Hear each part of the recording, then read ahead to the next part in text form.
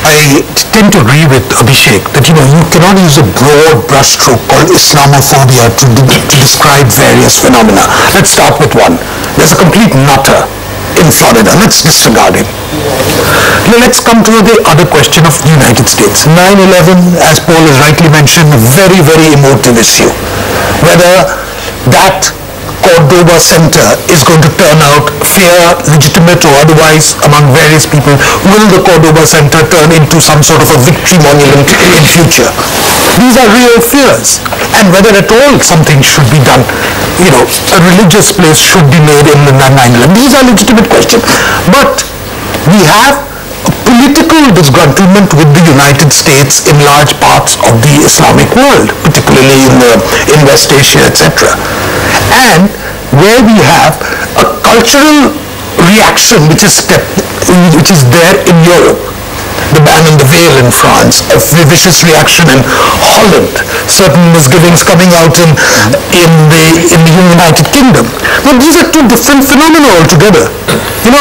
There is in the United States, the Americans, a lot of people legitimately, particularly Middle America, asking the question, why do they hate us?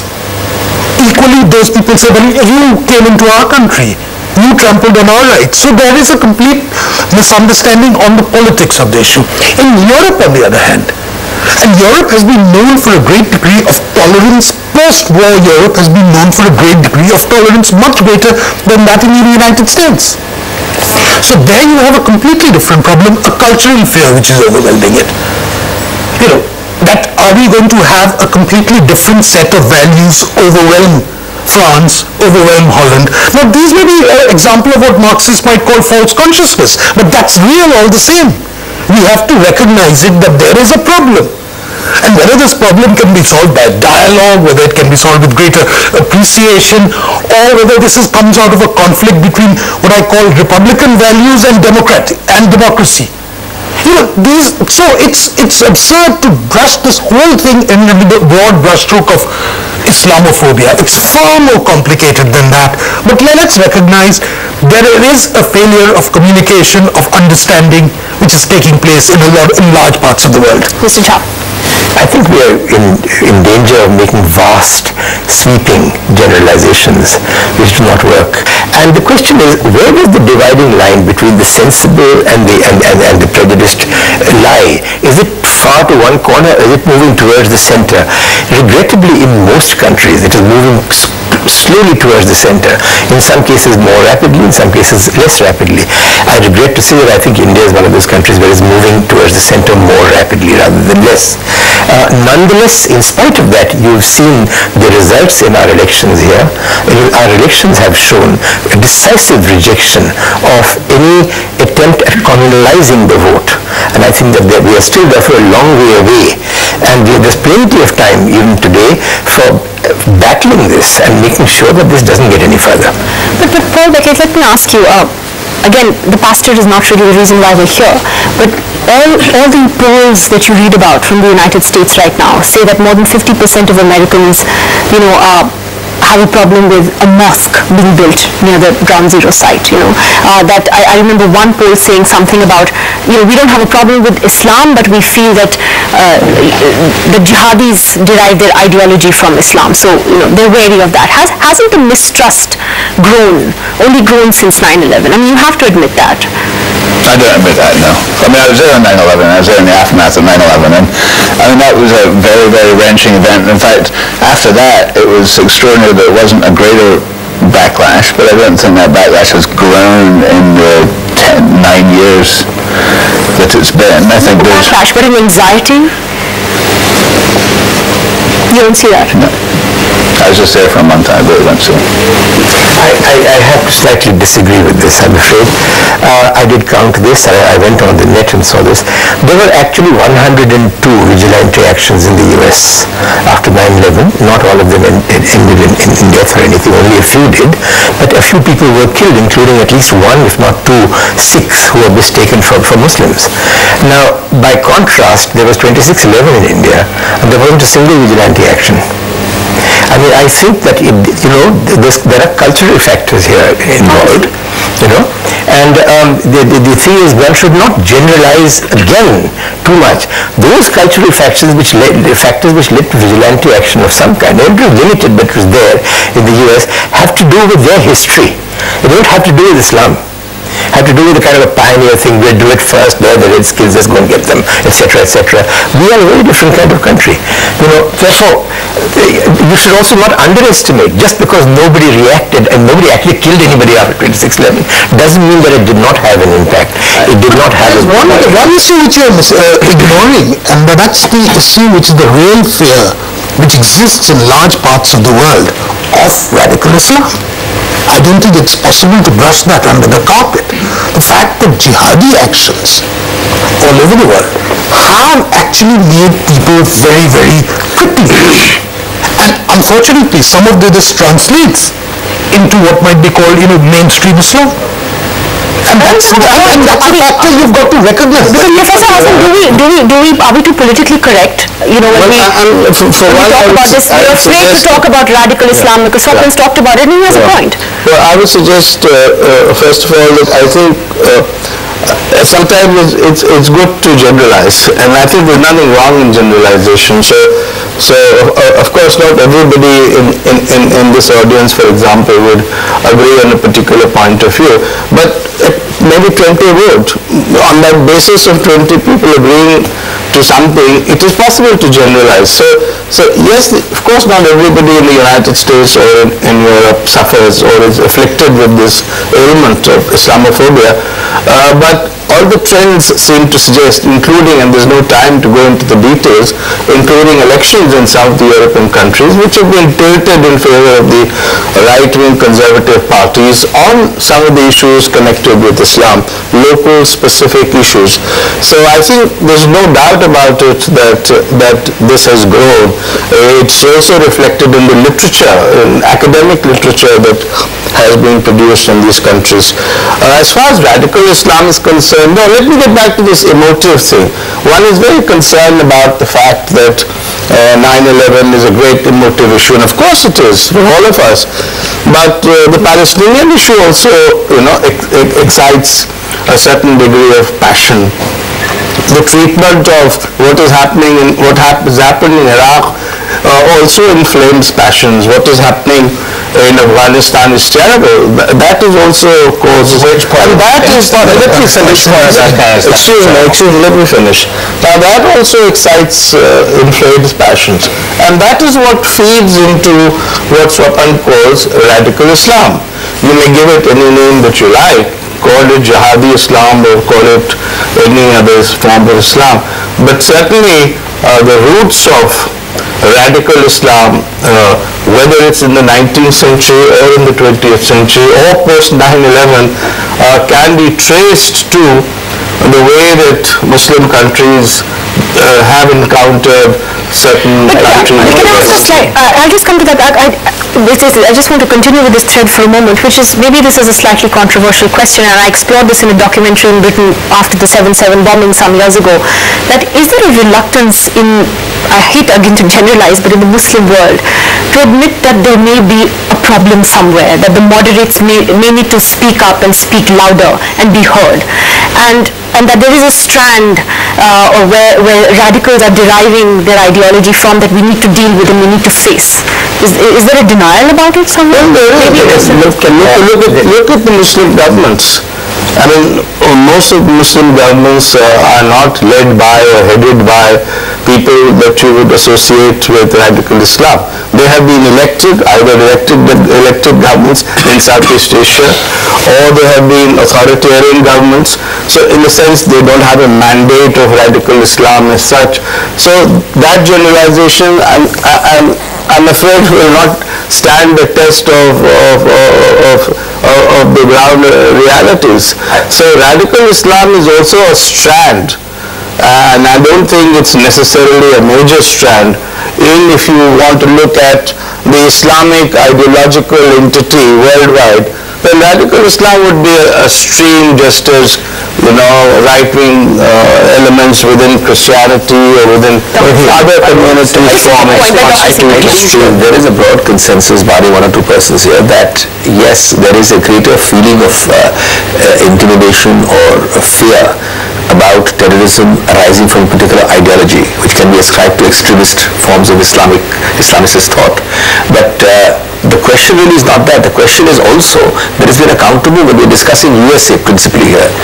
Now the US has definitely had a qualitative change in terms of the previous regime, and of course in USA regimes matter much less, governmental interface matters much less than it does in our country on such issues. It's a very much more individualistic country.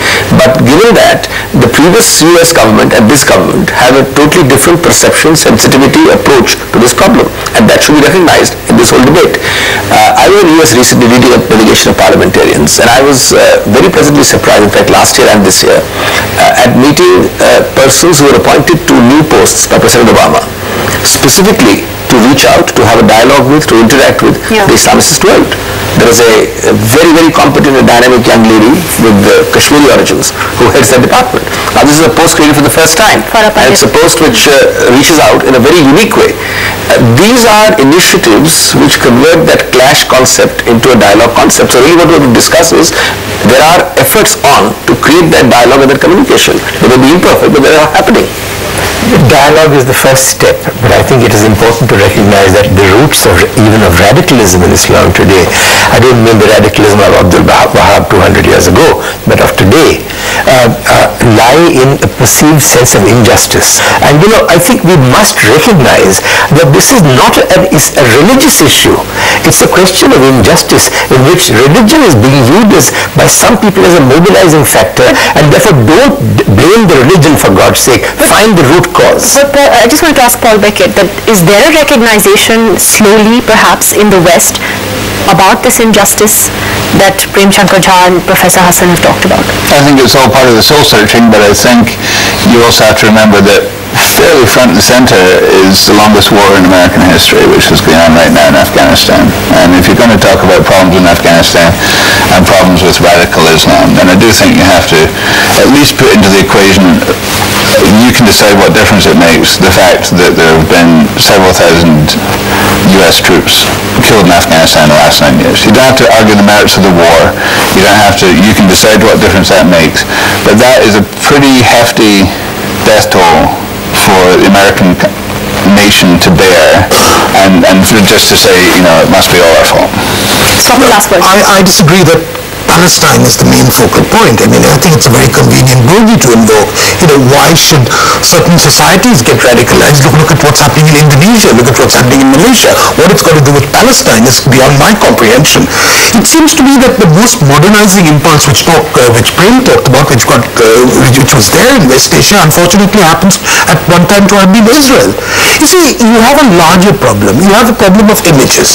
When Time magazine put out that horrifying picture of that woman with the nose cut off, who's a victim of the Taliban, that picture did far more to invoke a fear of what the values are represented by radical Islam, and that invokes fear not only amongst parts of redneck America, but it invokes fear amongst the rest of the world. And also I equally fear Praveen Togadia.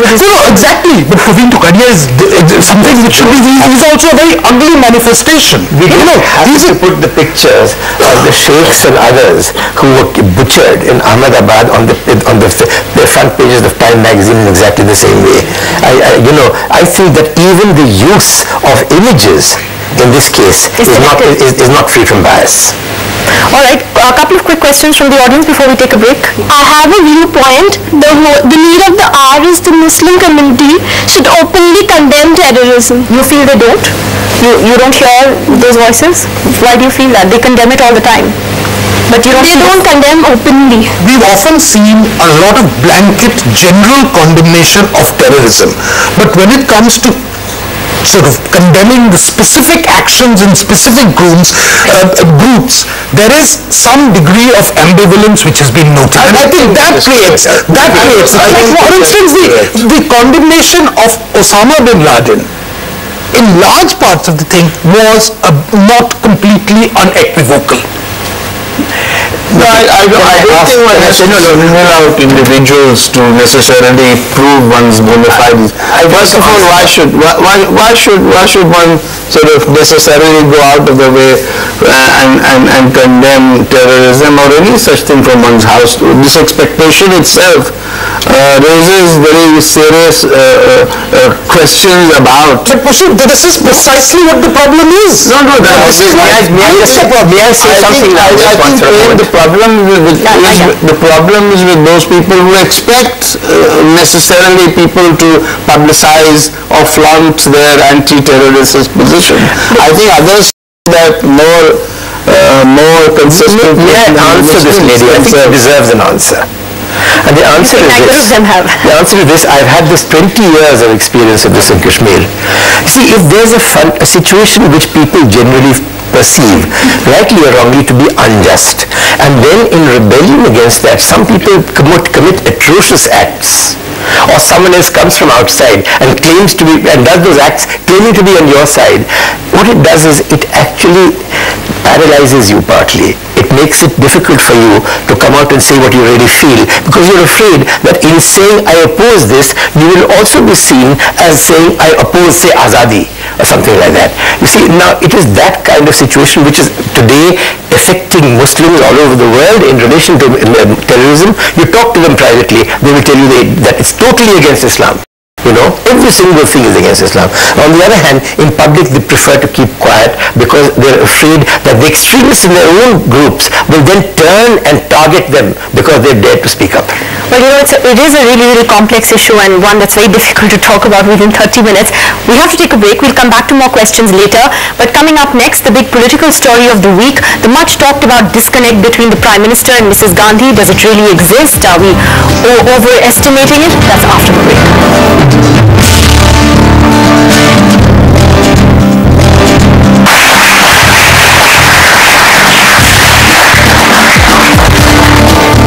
Welcome back. Now, much has been written and said about a purported disconnect between the Prime Minister and Mrs. Gandhi over major policy issues. The latest and apparent difference in approach over land acquisition and the environment, with Mrs. Gandhi stressing a strong pro-environment line only days after the PM told editors that problems cannot be solved by perpetuating poverty in the name of environment. Now, there have been differences on other issues over the last few months, like amendments to the Right to Information Act, which Mrs. Gandhi opposed, but the PM stood firm on, tackling the Maoist problem and the food security bill. Which brings us to our next question tonight, the Sonia PM disconnect. Is it underestimated or overblown? And I know what Dr. Abhishek Singhvi will say. It's healthy to have a different point of view in democracy. Are you going to stick to that? Look, Nidhi, this actually goes back. We will tend to have short memories. I remember in 2004 when the UP1 was elected, the doomsday predictors gave first date of following government in September of 2004, the second date in December. And that time was fashionable to start with this disconnect. Remote control, 10 Janpath, so-and-so race course road. That was an element of huge amount of wishful thinking by our political opponents. As time went on, that died out. But this has kept recurring. I think it's definitely a case of overblown, mostly by the press. It's a nice talking point. Let me tell you very quickly why. No, I think it's delightful. No, I think it is very important that these different perspectives are put. But when the government takes a decision, at the end of the day, it goes through with it. We've had these different perspectives all along in Congress history. For 125 years, we've had much more, the Gokhleites and the Tilaks and all that. There is a difference in perspective. No, there is a difference in terms of the approach. It is then discussed actually in a very democratic and a very vigorous manner at multiple fora. It then goes to apex bodies like core committees. But what comes out ultimately is certainly the farthest thing in describing a disconnect. But then isn't it also affecting policy? Let me get down to the serious issues. For example, the Naxal problem. Because of these serious differences between the party and the government, there really isn't one view on it. The food security bill is stuck because Mrs. Gandhi sees it one way, the government sees it another way. On the contrary, according to me, it does lead to a slight element of additional delay, but it actually leads to a better final policy. Let me give you several examples. Nainital, it was the Congress which came out first in the conclave 3 years, 4 years ago about the parameters and the boundaries of a proper SEZ policy. A particular SEZ policy imported from everywhere was was cut down or was qualified and made into a much better SEZ policy. That was an advantage of input. There were R&R issues, Rehabilitation Issues and Land Acquisition Act. These are inputs which go into the act, into the bill, into the discussion in Parliament. Now they are obviously, the lack of uniformity means that you come up with better issues. Sometimes things are delayed, they come back with a better model. So on the whole, at the end of the day, so long as the result is implemented, I think this is not a static. And of course, the static in today's 24/7 world gets blown as well, because you live for the day, you think that it's going to blow up, but by next week, it's all settled. So you do the program on that time, on the static. Well, thank you for that. Well, you see, the mere fact that the Prime Minister chose to define the entire problem within the context as an aspect of the pluralism which is inherent in the Congress party, and gave various examples. When you were there. Yeah, I was there, and suggests that there is a recognition that there is a divergent perception. Otherwise, he wouldn't have gone into it. The question of pluralism will not arise unless... There is no unitarian view. Yeah, there is no unitarian view. So, to begin with, yes, there exists divergent perceptions, and I think Abhishek also admitted that. And that can happen. The problem really arises, to what extent does that result in a paralysis of decision making? Has it resulted in a paralysis of decision making? There was, I don't think, too much of a divergence between what the Prime Minister has said and what Sonia Gandhi said yesterday. You know, it's a different marginal stress, you know. And she was thinking, if she's addressing a wider audience, she would obviously emphasize that, you know, better compensation, we'll have good forests, lush forests, clean rivers, etc. However, there are real problems which have taken place. The Maoist issue is obviously one which people are loath to admit, but what's significant is that the Prime Minister gave an unequivocal clean chit and a categorical endorsement of Chidambaram and the Home Ministry, number one. Number two, on the question of the environment, apart from saying that, you know, we cannot have poverty, poverty alleviation cannot be held hostage to the environmental concern. He also linked it to the larger question that we do not want to see the return of the license permit quota Raj. The implication being that there are facets of the Environment Ministry which it now is taking on the name of a control regime.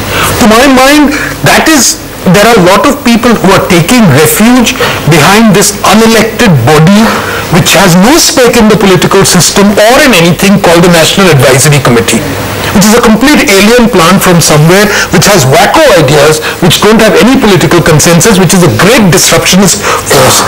And I think if the Prime Minister says, look, my views need to be treated a little more seriously, I think, and that I deserve a certain respect, having been there for 6 years, I think that's really what it was. I think that was really what the appeal was. It was not an appeal for conflict, but it was just a thing, look, I too deserve some respect. Very quickly, I know I've spoken earlier. I think it's also a part of the times. We are used in this country to one government majority rule. From 91, for the first time, we are having coalition governance. And some of Sapan's comments suggest that we're not quite used to this somewhat dissonant situation. Take, for example, this thing about NAC. Where did the Narega idea come from? Where did the Domestic Violence Act come from? Where did so many of the other social welfare inclusive measures come from? It came from NAC in some form or the other. Now the dialectics of it was, there was a proposal, there was a heavy opposition, there was a synthesis, there was a discussion, there was a modification. Ultimately something came out. This is, and we're not used to it because we never had governance like this, that we have multi-party coalition. And the second part we never had, this is very important, for 60 years, including Congress governments, we haven't had a situation where the party is as strong and the government is as strong when the party is in power. Indian politics is replete with examples that when the party in power is in government, the party becomes very weak, effete, almost impotent. What has happened here, this is partly where the BJP has found it difficult to define. Is power defined by Digvijay Singh attacking the Prime Minister? Government go around the table just once instead of just preempting what I would have liked to say. Congress is also strong. I mean, that's unusual. We can't say this thing that you're saying just now. Go ahead. No, I would like you to go through them. I'll come. Okay, you want to take your time? I will take my time. I just don't want anybody to jump the queue. Who was smiling? I want to ask Paul Beckett, as a foreign correspondent covering Indian politics, how do you see it? It's interesting to know your point of view. It's a very tricky thing to get your mind around, that the most powerful politician in the country is not the Prime Minister.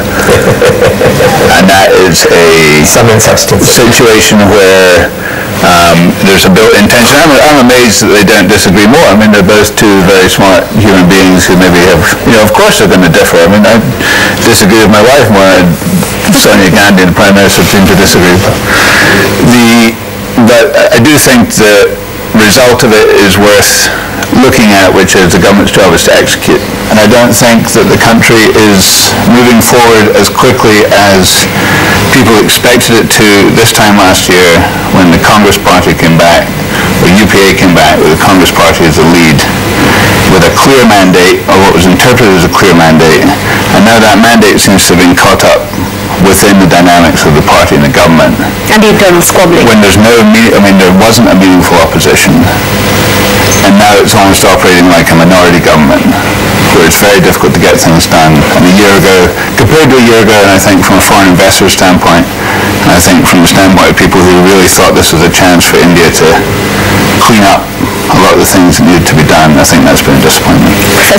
My impression is that there is a general consensus on some of the broad issues between the Prime Minister. But I would also, I think the impression that is created, and the disconnect that is that people think seems to exist, is largely because, unlike the BJP, which is a much more ideologically, perhaps a much more homogeneous party, at least ideologically, which is not to say that there aren't differences within the party. The Congress is assumed to be a much more monolithic entity, which it has never been, so that whenever these differences surface, which are part of the inner democracy or party democracy or whatever term you may attribute, whenever these differences surface, one seems to suggest that there is a major crisis brewing. I think there is a great deal of harmony between the positions of the Prime Minister and the President of the party, and I think which is why some of the, as I said, some of the important legislations are happening. The problem is not whether there is a vast ideological or other divide between 10 Janpath and 7 Racecourse Road. The problem really is that you have got a diarchy, and as a result of the diarchy, critical decisions are not being taken. Mr. Singhvi says that there's nothing wrong with disagreement. I agree. I mean, in fact, it's always been there. One of the great things about the Congress, right from its very beginning, has been that it has been very open. There's been a lot of internal debate in it. It's a party so big. It's an umbrella. It was an umbrella party. It was described as the white umbrella, and that's what it's remained. That's not the issue. At the end, someone has to take a decision. The buck stopped somewhere. In this government, for 6.5 years, the buck has stopped nowhere. We missed the opportunity of finishing the Kashmir problem. By a matter of a few months with Musharraf. We very nearly did not get the Indo-US nuclear deal because we kept debating within ourselves. It was George Bush who got us the deal. Don't ever think that anybody in India got the deal for us. It was George Bush who rang up 37 heads of government personally, through the night and through the day, to get the nuclear supply group to agree to that deal for us. No, I don't agree with that, because I think the two examples he's given, there are any number of examples. After all, we wouldn't be there in 6.5 years of a certain amount of achievements. They may not be up to somebody's expectations, but there are a large number of achievements. Those achievements have happened because of a certain amount of staring at you in the face like the Maoist issue, and you have senior leaders calling the Home Minister intellectually arrogant. Then, let's look at two things. There's a serious difference. Let's losing the Maoist thing. Four policemen are being killed for every person that they claim to be a Maoist. Let's pinpoint two things. Just get that right. We have a Kashmir problem, but equally, before 2 months ago, things were relatively better. People said we've had successful elections, things were going well. Something went wrong, something went horribly wrong, we're trying to fix it. Don't think there's a serious disconnect in the sense of this very same Omar Abdullah, this very same state administration did win elections. They did do what was thought for some time to be a good job. Now there is a problem. There may be a problem with the state government. Nobody is denying that. But the point is that the government is trying. Agree with the Home Ministry. No, the government is equally. After these discussions, there's been a long-standing view of the Defence Ministry about the Armed Forces Act. There's been a different view otherwise. But even when I tell you that you have a package after X days and you have a decision, then a decision does come, doesn't it? It comes with some delay. But we are eminently expecting some kind of initiative on Jammu and Kashmir. Well, that does happen over the differences. It may not be the perfect solution. I have to take a break. Actually, I don't want this to digress into a Jammu Kashmir debate because I could spend 3 hours on that. We'll take a break. We'll be back with audience questions after this.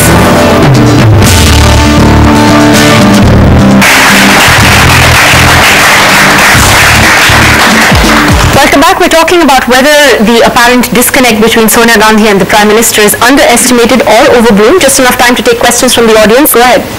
Is it not fortunate enough for us that after 6 years of ruling, the Prime Minister has finally come out and said, please don't turn me back on everything I do?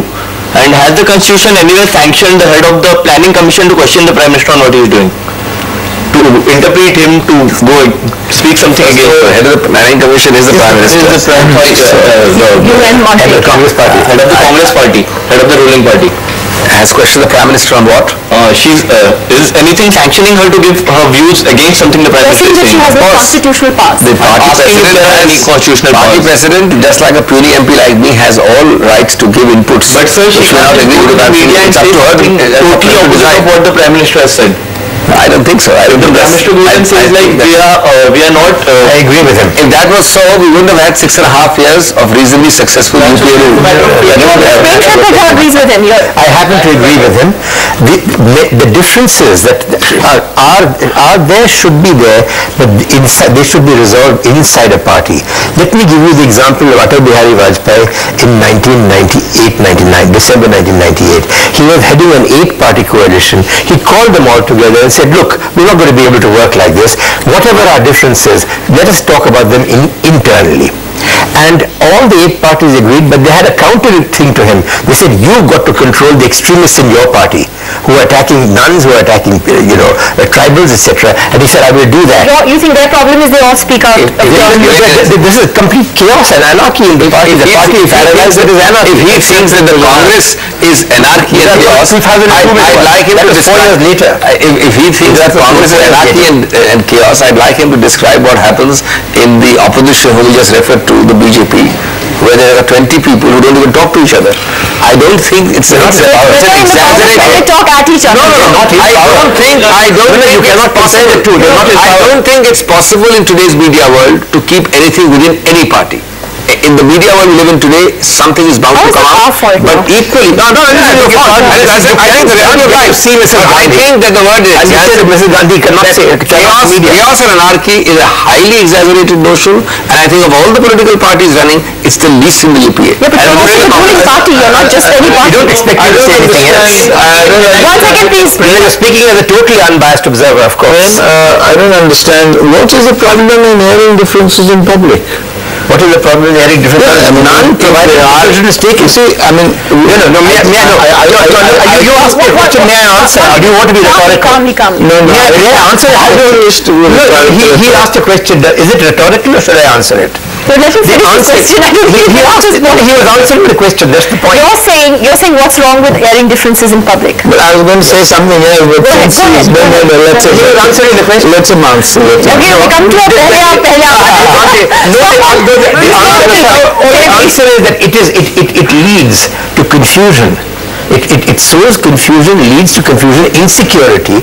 It then makes people exaggerate their positions and widens differences. Whereas what you need is the exact opposite. No, the answer to that is that we are in a state, both in terms of economy as well as development, where there are major issues which have surfaced for the first time, in a majorly sort of way, and there are going to be different points of view on those issues, whether it's environment, whether it's Narega, whether it's food, whatever, education.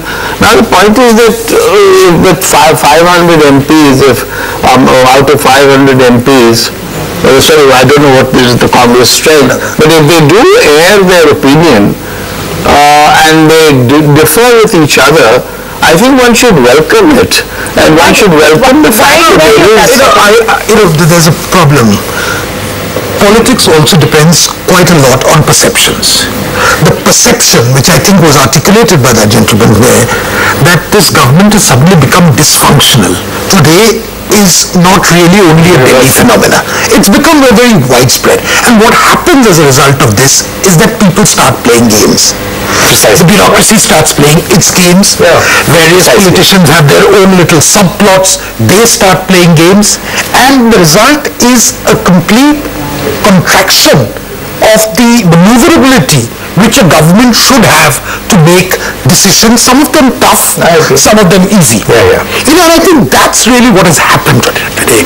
So it's very important, therefore, for the Congress Party's own sake, that this impression that it's today a dysfunctional regime, they have to allay that. Now, whether they want the root causes of this, I don't know. But the symptoms are very much there. Gentlemen, I'm completely out of time. I'd like to thank all of you for coming in tonight and joining us on the show. Thank you to the audience as well. Do write to us at ndtv.com/Nidhi. We'll be away for a couple of weeks, but back once again at Friday night, 10 o'clock after that. Do join us then. Goodbye.